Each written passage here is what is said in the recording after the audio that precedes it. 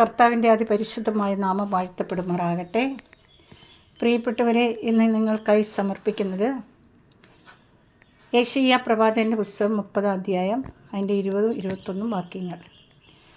കർത്താവ് നിനക്ക് കഷ്ടതയുടെ അപ്പവും ക്ലേശത്തിൻ്റെ ജലവും തന്നാലും നിൻ്റെ ഗുരു നിന്നിൽ നിന്നും മറഞ്ഞിരിക്കുകയില്ല. നിൻ്റെ നയനം ഗുരുവിനെ ദർശിക്കും. നീ വലത്തോട്ടോ ഇടത്തോട്ടോ തിരിയുമ്പോൾ നിൻ്റെ കാതുകൾ പിന്നിൽ നിന്നൊരു സ്വരം ശ്രവിക്കും. ഇതാണ് വഴി, ഇതിലേ പോകുക. കർത്താവിൻ്റെ വചനം.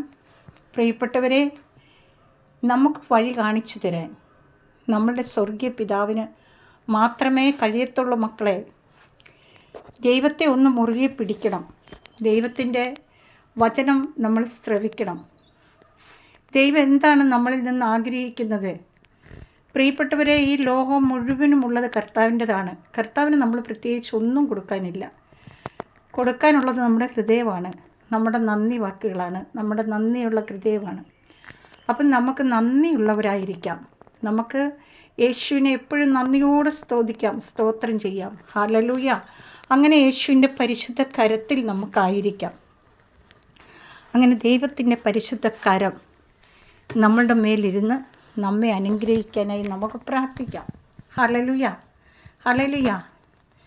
പ്രിയപ്പെട്ടവരെ, ദൈവത്തിൻ്റെ പരിശുദ്ധ കരം നമ്മളുടെ കൂടെ ഉണ്ടെങ്കിൽ നമ്മൾ പിന്നെ ഒന്നിനെക്കുറിച്ചും ആകുലപ്പെടേണ്ട കാര്യമില്ല. കാരണം നമ്മളുടെ ദൈവം നമ്മളെ അനുഗ്രഹിക്കുന്ന ദൈവമാണ്, നമ്മളെ ശുദ്ധീകരിക്കുന്ന ദൈവമാണ്, നമുക്ക് വേണ്ടതൊക്കെയും വേണ്ട സമയത്ത് നൽകുന്ന ദൈവമാണ്. ആ ദൈവത്തെ നമുക്ക് ആരാധിക്കാം. Hallelujah, hallelujah. പ്രിയപ്പെട്ടവരെ, നമുക്ക് ഒരുപാട് വിഷമങ്ങളുണ്ടാകാം, പ്രതിസന്ധികളുണ്ടാകാം, നമ്മൾ ഒരുപാട് ഭാരപ്പെടുന്നവരാകാം. കാരണം ജീവിതം ഒരുപാട് സഹനത്തിലൂടെ കടന്നു പോകുന്ന ഒരുപാട് മക്കളുണ്ട്.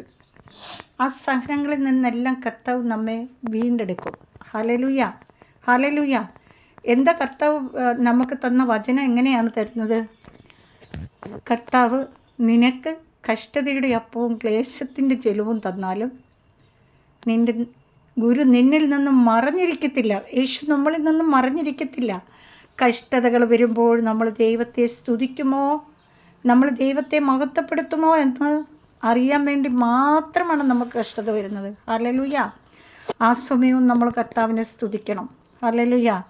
അപ്പോൾ എൻ്റെ പ്രിയപ്പെട്ടവരെ, നിൻ്റെ തലയിൽ നിന്ന് ഒരു മുടിനാര് പോലും കൊഴിഞ്ഞു പോകുന്നത് എൻ്റെ കർത്താവ് അറിയുമെന്ന് പറയുമ്പോൾ, ഞാൻ ഈ ഇസ്രായേൽ ദേശത്ത് വന്നത് എൻ്റെ കർത്താവ് അറിയാതെയാണോ? എൻ്റെ കർത്താവാണ് എന്നെ കൊണ്ടുവന്നത്. കർത്താവിൻ്റെ ഉള്ളം കയ്യിലാണ് എന്നെ ഇവിടെ കൊണ്ടുവന്നത്. കർത്താവ് അന്നും ഇന്നും എന്നെ കാത്തു പരിപാലിക്കുന്ന സ്നേഹം എനിക്ക് വർണ്ണിക്കാൻ വാക്കുകളില്ല. പ്രിയപ്പെട്ടവരെ, അത്രത്തോളം കൃപയിൽ പൊതിഞ്ഞാണ് എന്നെ നോക്കുന്നത് എൻ്റെ കർത്താവ്. ഹല്ലേലൂയ.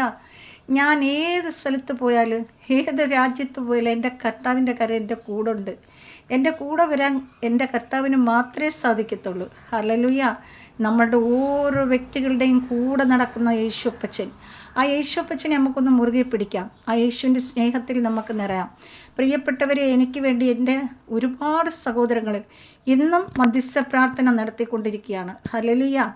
അപ്പോൾ എനിക്ക് വേണ്ടി എൻ്റെ സഹോദരങ്ങൾ പ്രാർത്ഥിക്കുമ്പോൾ, എൻ്റെ പ്രിയപ്പെട്ടവരെല്ലാം എനിക്ക് വേണ്ടി പ്രാർത്ഥിക്കുമ്പോൾ, ഞാൻ എൻ്റെ പ്രിയപ്പെട്ടവരെ എല്ലാം ഓർക്കുന്നു, അവർക്ക് വേണ്ടി പ്രാർത്ഥിക്കുന്നു, അവരെ യേശുപ്പച്ചൻ്റെ കരങ്ങളിൽ സമർപ്പിക്കുന്നു. പ്രിയപ്പെട്ടവരെ, നമുക്കെല്ലാവർക്കും യേശുവിൻ്റെ മക്കളായി മുന്നേറാം. നിങ്ങളുടെ എല്ലാം പ്രാർത്ഥന എന്നെ ഒരുപാട് ബലപ്പെടുത്തുന്നു, അനുഗ്രഹിക്കുന്നു. അതോടൊപ്പം ഞാനും നിങ്ങളെല്ലാം ഓർത്ത് പ്രാർത്ഥിക്കുന്നു. ഇനിയും തുടർന്ന് അങ്ങനെ തന്നെ വീണ്ടും യേശുവിലായിരിക്കുവാനും പ്രാർത്ഥിക്കുവാനും കർത്താവ് നമ്മളെ സമർത്ഥമായി അനുഗ്രഹിക്കട്ടെ. എൻ്റെ എല്ലാ പ്രിയപ്പെട്ടവരെയും അനുഗ്രഹിക്കണമേ കർത്താവേ. ഈ വചനം കേൾക്കുകയും ഈ പ്രാർത്ഥന ശ്രവിക്കുകയും ചെയ്യുന്ന എല്ലാവരുടെ മേൽ അങ്ങയുടെ പരിശുദ്ധാത്മാവിനെ അയക്കണമേ.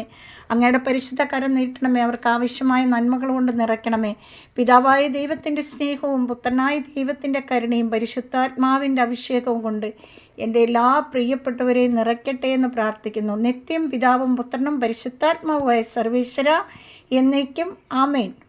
ക്രൈസ്തലോട് കർത്താവ് നിങ്ങളെല്ലാം സമർത്ഥമായി അനുഗ്രഹിക്കട്ടെ. ആമേൻ.